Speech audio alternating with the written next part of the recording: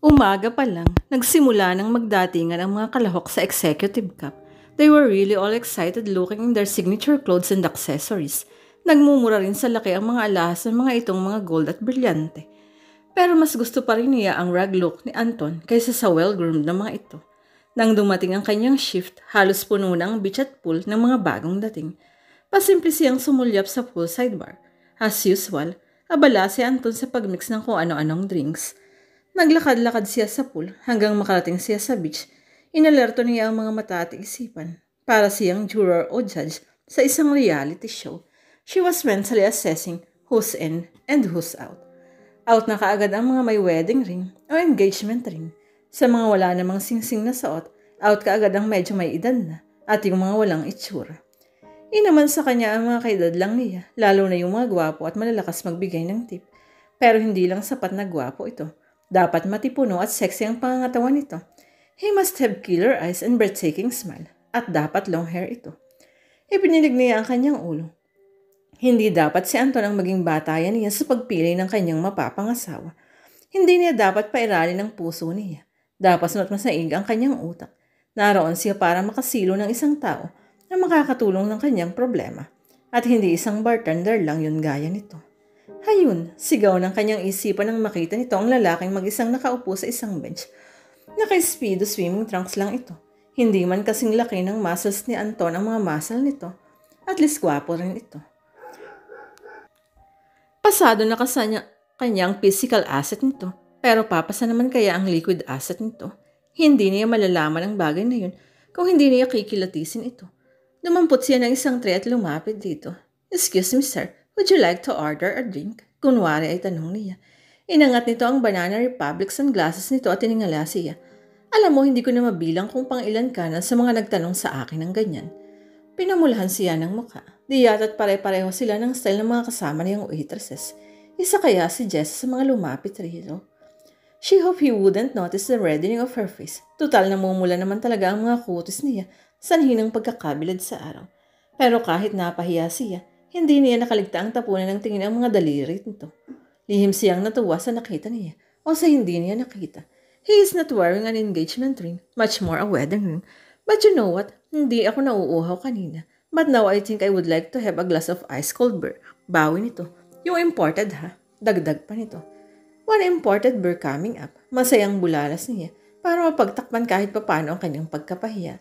She sauntered to the poolside bar sexily and hoped his eyes were following her. Naiiling na lamang siya sa kanyang sarili. Catching a man's fancy is not really her forte. Kanina pa niya inuobserbahan si Sanaya. Para bang nai-starstruck ito sa pagdating ng mga guest na kalahok sa executive cup. She looked at every guest with prying eyes. What is she up to? Gaya rin ba ito ng mga ibang waitresses doon na gustong makasilo ng mayamang mapapangasawa o maging sugar daddy? Bakit parang gusto niyang matanatili na lang ito sa tabi niya sa poolside bar? Bakit parang ayaw niyang naglalapit ito sa mga guest? Bakit parang ayaw niyang makita ito ng mga guest? Bakit tila nagiging possessive siya pagdating dito? Why was he acting like that? Lalong umasim ang mukha niya nang matanaw ito na may kausap na lalaki sa beach. Tila nairita siya. Napagdiskitahan tuloy niya ang isang malaking tipak ng yelo. Nanggigigil siyang pinagtataga ng kutsilyo yun. Nagsiselos ba siya? Wala kang karapatang magselos. Panunodyo ng kanyang isipan. Bakit nga naman siya magsiselos? Wala siya sa posisyon para magselos dahil in the first place, wala naman silang ugnayan ni Sanaya. Naroon siya sa resort na yun, hindi para maghanap ng romance o makipagrelasyon, lalo na sa isang waitress. Oo nga't hindi naman ito isang ordinaryong waitress lang. May pinag-aralan naman ito kahit paano. Pero hindi niya pwedeng paibigin ito at iiwanan din ito. Nakita niyang palapit si Sanaya sa kinaroroonan niya, so he beamed into a wide smile. Nang lumapit siya kay Anton ay nakita niyang nakangiti ito. Tila gusto na niyang abandonahin ang kanyang plano at sundin niya lang ang tinitibok ng kanyang puso. Ano kung bartender lang ito? She'll gladly go with him wherever he decides to take her. One imported beer please, aniya. She tried not to look in his eyes but she couldn't. Oh, kung bakit kasi napaka-tantalizing ng mga mata nito. Mukhang busy-busy ka, sambit nito. Bakit tila sarcastic ang tono nito? At bakit tila may ibang ibig sabihin ito? Para tuloy siyang nasilihan. Mukhang alam nito ang pinaggagawa niya rin sa pool at sa beach. He has been observing him. She tried to compose herself at sinikap niyang huwag gumaralgal ang kanyang boses. Nagdatingan na kasi ang mga guest, but not anything I can tell them. May nag-imbita na ba sa'yo na guest mamayang gabi? Tanong nito. Imbita saan? Kahit saan. Sa bar, sa ballroom, o kahit mag-night swim. Wala pa naman. E di pwede ulit tayong maglaro ng tennis mamayang gabi. Ako ba ang niyayaya mo? Ako ba ang gusto mong makalaro mamaya? Natawa ito. May ibang tao ba rito? Si Jessa, yun o. Inginuso niya ang kinaroroonan nito. Ikaw ang gusto kong makalaro. Anton, kahit maglaro tayo, wala ring mangyayari. Hanggang doon na lang talaga tayo. Naiintindihan mo ba ang ibig kong sabihin? I got you. Inilagay nito ang bote ng beer sa tray niya. Ang hinihiling ko lang naman ay ang maglaro tayo. Sabihin mo lang kung ayaw mo. Ayaw niyang makalaro uli ito. Hindi siya dapat makipaglaro uli rito. Dapat dumistansya na siya rito. He was intently looking at her. How could she resist those killer's eyes? Sige, magkita na lang tayo sa court. Hindi niya talaga kayang tanggihan ito. At lalong hindi niya kayang pasubalian ang nararamdaman ng kanyang puso. Gusto niya talagang makasama ito. Gusto niyang makipaglaro uli rito. Higit sa lahat, gusto niyang magkasarili niyan uli sila. Gaya nung una silang maglaro, tinalo siya uli nito ng 2 straight sets. Pero tumanggi na siya nang yayain siya nito uling uminom ng iced tea. Alam na kasi niya kung ano ang kasunod nun. Dapat talaga hindi niya sinunod ang utos ng kanyang puso. Dapat pinangibabaw niya ang kanyang isipan. Hindi siya dapat nagsasama rito. Dahil lalo lang napapalapit ang loob niya rito. At lalo naman siyang napapalayo sa plano niyang makasilo ng millionaire bachelor. It's been a tiring day. I'm dying to take a hot shower and curl up in a bed. Me too, sambit nito. Sa pagkakataong iyon, hindi na niya natanggihan ito nang ihatid siya sa cottage niya. Pero kapwa sila walang imik habang naglalakad patungong cottage. Hindi ba dapat yung nakilala niya sa pool kanina ang kasama niya ngayon? Ano nga bang pangalan nito? Anthony ang pakilala nito. Nasa shipping business daw ito. At jet seater ito.